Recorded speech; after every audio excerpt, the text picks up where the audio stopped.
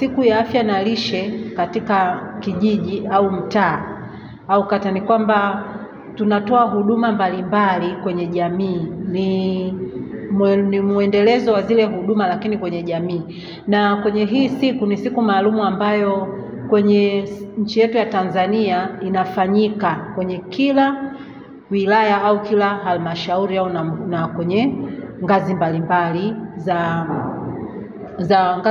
halmashauri. Kwa mfano kuna wengine wanaenda mpaka wanafanya siku ya afya na lishe kwenye labda kituo cha afya, lakini mwongozo wetu unaelekeza kwenye kila mtaa au kijiji au kata kwa ujumla waweze kuwa na hiyo siku ya afya na lishe maalumu kwenye angalau kwa robo mara moja. Kwa hiyo sisi tumeendelea kutekeleza kwenye huduma ambazo zinatolewa kwenye hiyo siku ya afya na lishe. Tumeendelea kutoa huduma kwa kufuata mwongozo. Mwongozo wetu unatuambia ni huduma jumuishi.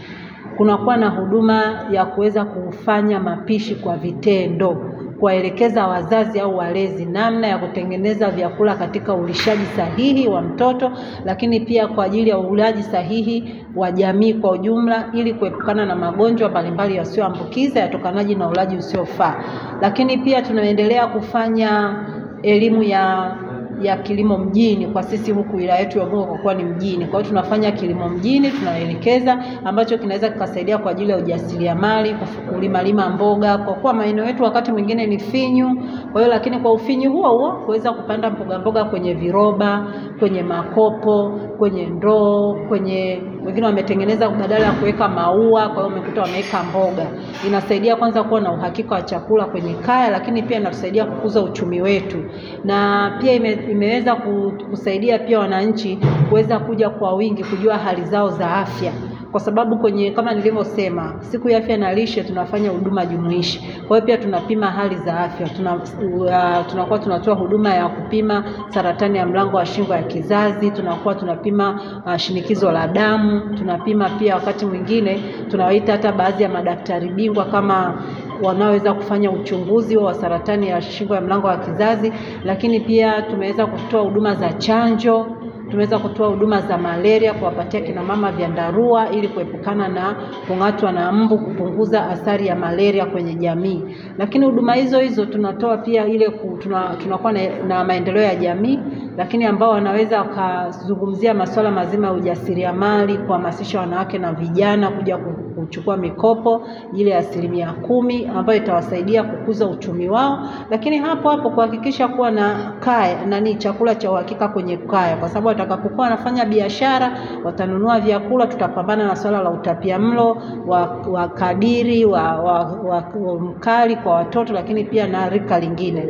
Lakini kwenye ile huduma tunawapata vijana bale. Kwa mfano sisi tumekuwa tukienda kwenye jamii, tunawapata sana vijana wanaoendesha pikipiki, wanapenda wanakuja. Kuna swala la ukatili wa kijinsia pia hiyo huduma tunafanya kwenye hizi siku za afya na lishe ya kijiji au mtaa au kata tunafanya. Kwa hiyo kama kuna ukatili ambao labda unatokea kwenye jamii, ina maana tunaifikia jamii kwa ukaribu. Kwa hiyo wanakuja wanaeleza jamii kwamba labda alikuwa anaogopa kuja kusema, labda anakuwa hajui asemee wapi. Kwa hiyo tunapotoa ile fursa, tunakuwa na maafisa ustawi wa jamii. Unakuta jamii anakuja anaelezea watoto, unakuta anakuja anaelezea.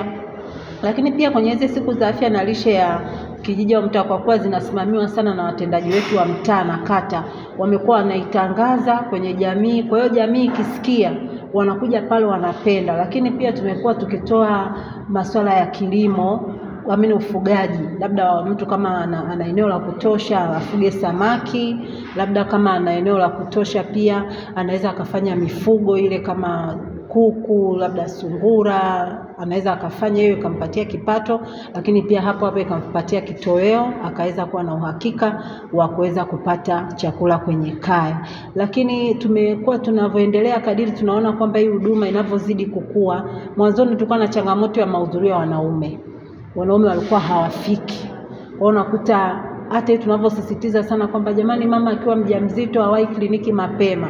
Pamoja na kwamba tunatumia sana ajenda hii ya lishe kama ya kudumu kwenye vikao vya WDC, lakini tukifika kule wananchi wakisikia tena wenyewe kwa wingi kwamba umuhimu wa kuwahi kliniki mapema kwa mama mjamzito pindi tu anapojigundua mjamzito, ili kupunguza zile changamoto za ujauzito au vifo vya mama na mtoto kwa kipindi kile ambacho sasa amehudhuria kliniki, tatizo limekuja kuonekana baadaye.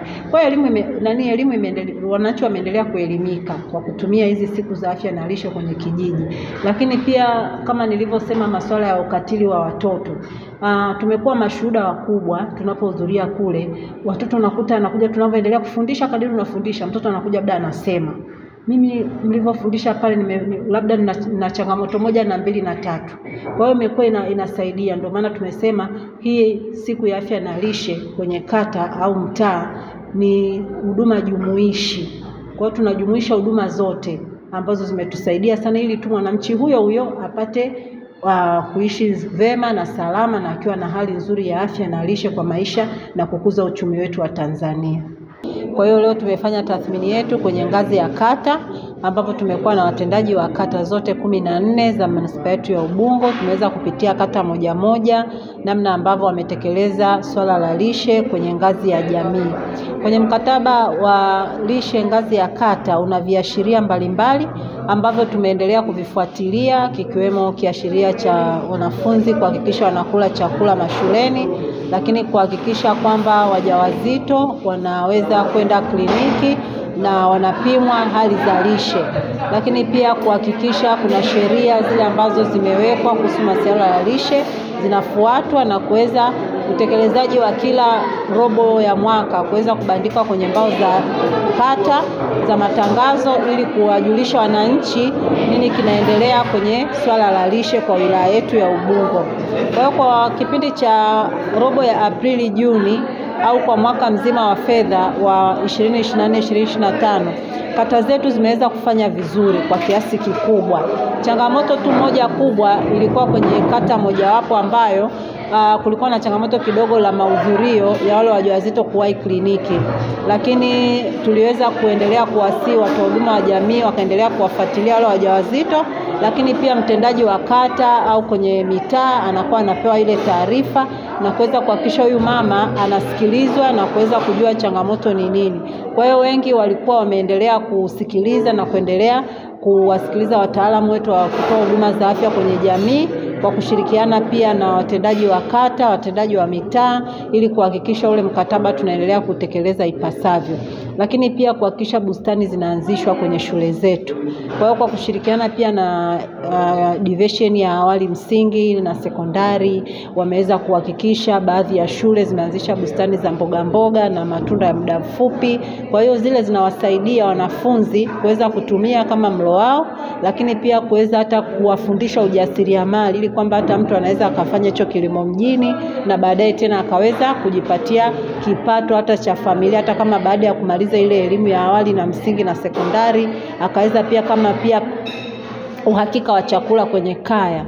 Kwa hiyo tumeendelea pia kuwahimiza kwenye kamati zetu za shule kuhakikisha tunakuwa na mpango mkakati wa wanafunzi wote waweze kupata chakula cha pamoja mashuleni. Kwa hiyo shule zimeshaanza mkakati huo, wameanza kukaa vikao vya kamati za shule na bodi za shule kwenye ngazi ya sekondari kuweza kukutana na wazazi na walezi kupanga sasa mkakati kwamba namna gani waweze kuchangia kwenye hiyo huduma ya chakula mashuleni, ili wanafunzi waepuke kula vyakula vya kila mahali, waweze kula kile chakula ambacho kinapikwa pale shuleni na mtaalamu ambaye amepata pia kupimwa hali ya afya kwa usafi na usalama.